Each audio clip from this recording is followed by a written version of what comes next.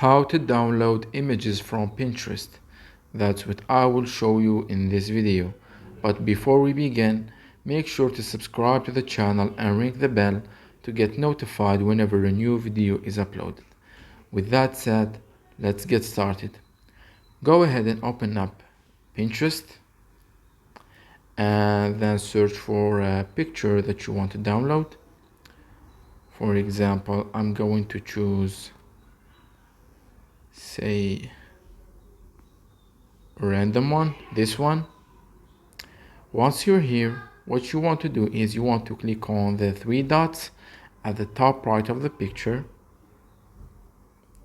and from the pop-up menu list you want to click on download image. Now, as you can see, the image has been downloaded and you can find it in your gallery. So that was it for this video. That's how you can download images on Pinterest. It works both ways, whether you want to download your own images or just a random image of another person.